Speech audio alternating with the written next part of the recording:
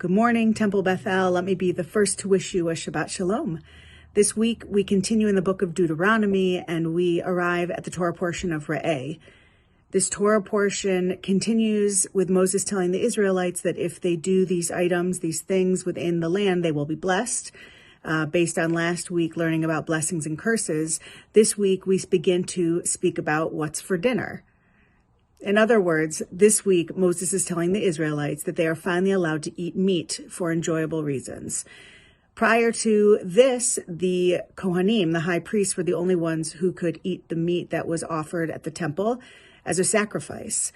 But this is the first time in the Torah where we read that God will provide us with meat to eat so that we can enjoy it. For any of you that are vegetarians, maybe you push pause on this video and you go to wait for next week's Shabbat video. But for the rest of us who are plagued day in and day out with what's for dinner, what's for lunch, this Torah portion opens up the opportunity for us to learn about how to keep kosher with an animal, with meat.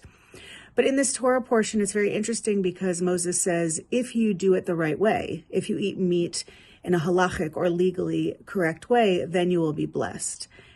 This notion, although not new to the Jews, of following different tasks and directions to make something holy, gets extended upon within Reform Judaism of today.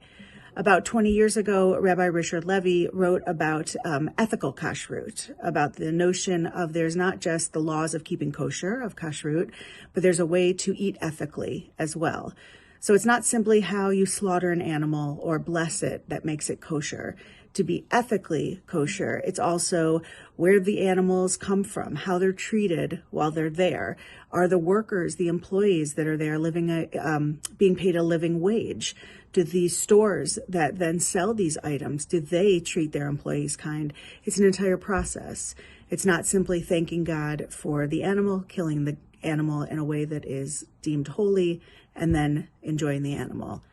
And so this notion, Cantor Evan Kent talks about in Reform Judaism this month, says that it is not simply enough for modern Jews to necessarily just follow the laws of kashrut. And the idea that someone who is a liberal Jew, so therefore not an Orthodox Jew, not a halachically bound Jew, legally bound to the commandments, has choices to make.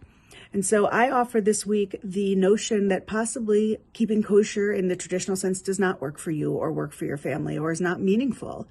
But the idea of us needing to learn more about it is absolutely derived within the Reform movement of choice through knowledge.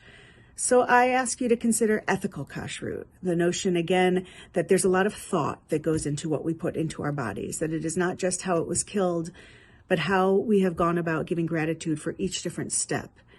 In fact, let me end with this story. There is an unbelievable book called Thank You. And this book by one of my favorite authors goes from his coffee cup in the morning back to the very person who plants the seed for his coffee. And he goes back, it's a real book, goes back and literally thanks every step of every process that got him to that coffee in the morning.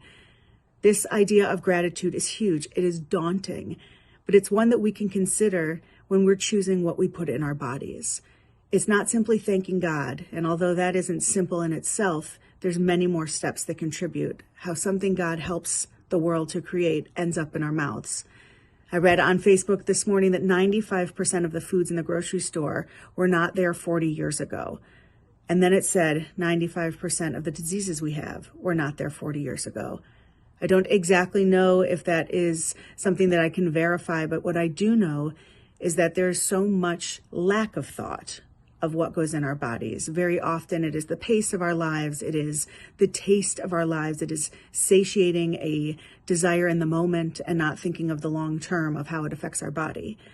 So I suggest that we not only say motzi prior to eating a meal because it allows the meal to be elevated to holy, but that we remind ourselves every time that we put something in our body just how many steps it took to get to where it's at.